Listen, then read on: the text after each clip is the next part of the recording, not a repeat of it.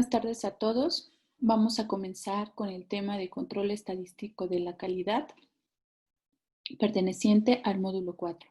Bueno, el módulo 4 lo vamos a dividir en dos partes. En la primera parte vamos a ver temas de estadística descriptiva y vamos a aprender a realizar histogramas, diagramas de Pareto y cartas de control o gráficos de control.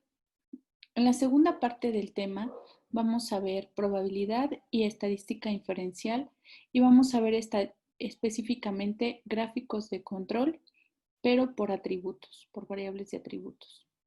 Bueno, vamos a comenzar con la presentación. Voy a convertirles la pantalla. El objetivo es detectar y reducir la variabilidad de un proceso mediante el uso de la estadística.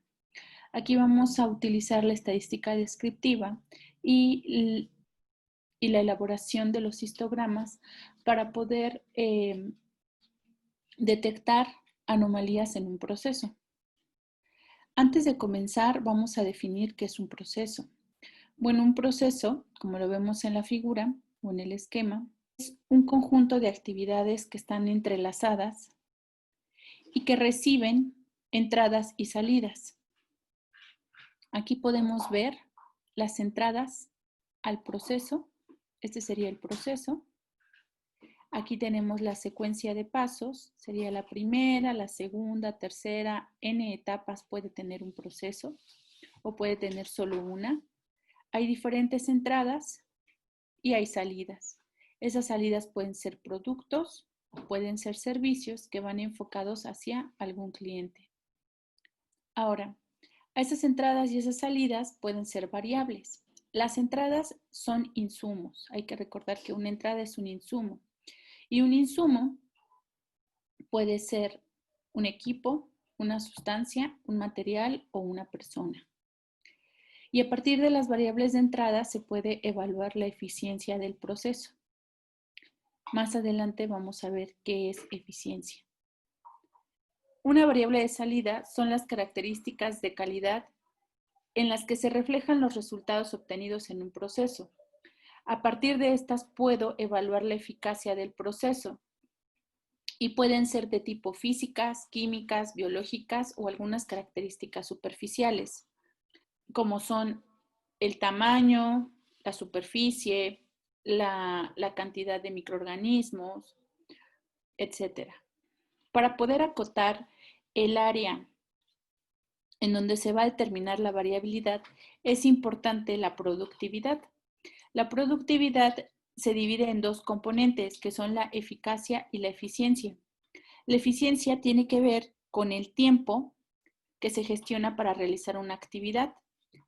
Es decir, entre mayor sea el tiempo, menor sea el tiempo que se dedica a actividades que no generan un producto, será menor la eficiencia y habrá un mayor gasto o una mayor cantidad de desperdicio.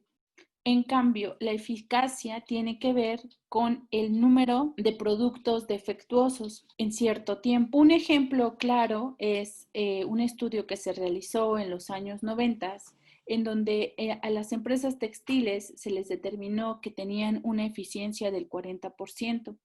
Si vemos este resultado, la eficiencia del 40% implica que tienen un tiempo útil, tienen muy poco tiempo útil de un tiempo total. Esa eficiencia determinaba que había un número de actividades en el proceso que debían de ser controladas, que debían de hacer reducido el tiempo que se utilizaba y había un número alto o un porcentaje alto de desperdicios durante el proceso, ya fuera de materia prima, de tiempo, por lo que con base en esto se deben de hacer modificaciones en el proceso para aumentar la eficiencia y la eficacia. Para poder hacer esto, anteriormente se planteaban acciones preventivas y acciones correctivas. En las acciones preventivas o correctivas las podía detectar cualquier persona dentro de la organización. Una no conformidad es que no se cumplan con las especificaciones del producto. Entonces, una vez que aparece una no conformidad, se puede aplicar o se puede gestionar una acción preventiva o correctiva. Ahora, ¿cómo se van a implementar? Pues se tiene que estudiar la causa y para poder hacer esto podemos utilizar de las diferentes herramientas que vimos en el módulo pasado, como son el diagrama de Ishikawa, la matriz FODA o análisis FODA, entre otras. Ahora, las acciones preventivas ya no se utilizan. La nueva ISO 9001-2015 ha sustituido este término. De hecho, este término ya no aparece y solamente lo que se hace son acciones correctivas. Las acciones correctivas son las que aún prevalecen en los sistemas de gestión de calidad. ¿Por qué? Porque las acciones correctivas lo que hacen es buscar la causa y eliminarla para que no vuelva a suceder. Y preventiva es que puede volver, la puedo gestionar mucho antes de que suceda, pero no sé si va a suceder o no. Entonces, el problema de esto es que si sucede, solo la voy a estar previniendo, pero no la voy a corregir. Entonces, corregir una acción es más factible que prevenirla, porque lleva un costo de calidad. Ahora, las acciones preventivas, como les mencioné, ya no se mencionan en los sistemas de gestión de calidad y se han sustituido por un término que es la mejora basada en los riesgos. Entonces, cuando se decide realizar un proyecto, se tienen que evaluar los riesgos que puede correr la compañía.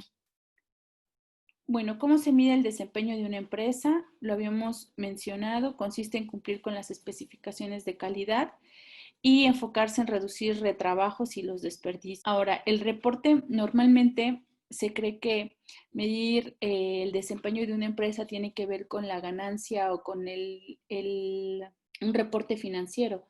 Sin embargo, esto no solo tiene que ver con si los socios o los gerentes están recibiendo una retribución por la calidad del producto. La medición de desempeño tiene que ir encaminada en un sistema de gestión de calidad, no solo a los dueños o a los inversionistas, tiene que ir enfocada hacia la gerencia, a los empleados, a los accionistas, a los clientes externos y a los proveedores. Bueno, el control de estadístico de procesos lo que nos va a determinar es la variabilidad en los procesos. Todos los procesos tienen una variabilidad. ¿Por qué? Si lo vemos en la figura que tenemos de este lado, que es una campana gaussiana, podemos ver la variable de salida, que es una característica de calidad, la que nosotros hayamos elegido. Ahora, para que haya una variable de salida tuvo que haber insumos, que son los materiales, que son la máquina, que son la mano de obra, que son las mediciones, el medio ambiente y los métodos. ¿Sí? Entonces, los materiales, a pesar de que se piden especificaciones, no siempre van a cumplir completamente. Además, no siempre se evalúa todo el lote, sino se evalúan muestras. Entonces, nosotros buscaríamos que las especificaciones estén cerca de un valor óptimo, no que estén a la derecha o a la izquierda, o sea, que se acerquen a los límites de especificación. La maquinaria también tiene mucho que ver porque no las máquinas, a pesar de que si tienen un buen mantenimiento pueden funcionar perfectamente, puede haber cortes de luz, puede haber algún desperfecto debido a que no se tuvo un mantenimiento preventivo, que aquí sí es importante. La mano de obra, no siempre las personas tienen un mismo humor, no siempre van a llegar en condiciones quizá para realizar su trabajo de la mejor manera. En cuestión de las mediciones, pues siempre se busca tener el equipo preciso para poder medir, ya sea un vernier, ya sea una balanza, con la sensibilidad que se requiera para el proceso. El medio ambiente aquí tiene que ver con si llueve, si hace sol, y si estos factores van a afectar al proceso. Y los métodos, todas las empresas que tienen un proceso deben de especificarlo y deben de decir qué métodos utilizan para poder cuantificar o para poder cualificar su producto. Sin embargo, hay que recordar que no todos los métodos tienen una precisión y una exactitud que nosotros quisiéramos. Entonces, hay que revisar los métodos. Ahora, la variabilidad no es algo que podamos eliminar. Sin embargo, por eso se establecen los límites de tolerancia o los límites de especificación o los límites de control. Estos límites nos van a permitir estandarizar el proceso, nos van a permitir tener una producción homogénea y van a permitir que el cliente se sienta satisfecho cuando adquiera un producto o un servicio.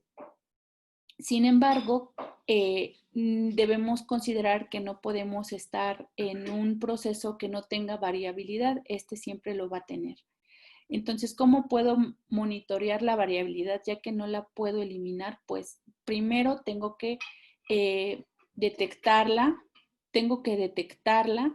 mediante hojas de verificación o tablas de frecuencia que después pueda graficar como histogramas o mediante unas cartas o gráficos de control en donde lo único que voy a medir y en lo que me voy a enfocar será en un proceso. En un método de este tipo puedo ver la variabilidad de la persona, de un equipo, de un producto, de lo que yo quiera. Y si quiero comparar, tendré que hacerlo por unidades. No puedo unificar porque si no estaría cometiendo posiblemente un error si tengo una máquina de una marca y otra máquina o tienen diferente sensibilidad en el proceso. Entonces, este tipo de herramientas me va a permitir identificar dónde, cuándo y con qué frecuencia suceden las variaciones, con el proceso de diagnosticar si el proceso es capaz o no. Cuando hablamos de capacidad, hablamos que cumple con las especificaciones. Un término que se utiliza es la capacidad de proceso y se abrevia como CP. Lo vamos a ver más adelante cuando veamos gráficos de control. Poder determinar la variabilidad de un proceso me puedo respaldar en la estadística. La estadística se divide en estadística descriptiva y estadística inferencial. Dentro de la estadística descriptiva tenemos a las medidas de tendencia central y medidas de dispersión, así como las medidas de distribución.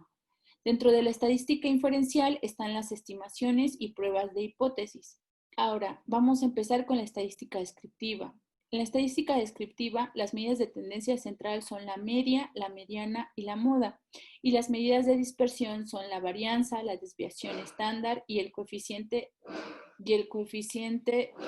de variación. Dentro de las medidas de distribución se encuentran los histogramas, se encuentran las tablas de frecuencia, las diagramas de caja, los percentiles, cuartiles, entre otros. Nosotros en este momento nos vamos a centrar solamente en las medidas de tendencia central y las medidas de dispersión. ¿Qué conceptos básicos tenemos que tener en cuenta? Bueno, espero que lo hayan revisado en los videos que les proporcioné el día de ayer. Y tenemos que saber que una población, como lo vemos en la figura, una población, estamos hablando de un conjunto de personas, de objetos que están en un espacio específico, ¿sí? Por ejemplo, si dijéramos las universidades de México, la población sería todas las universidades de México. Si yo tomara una muestra, tomaría solamente alguna de todas las universidades de México.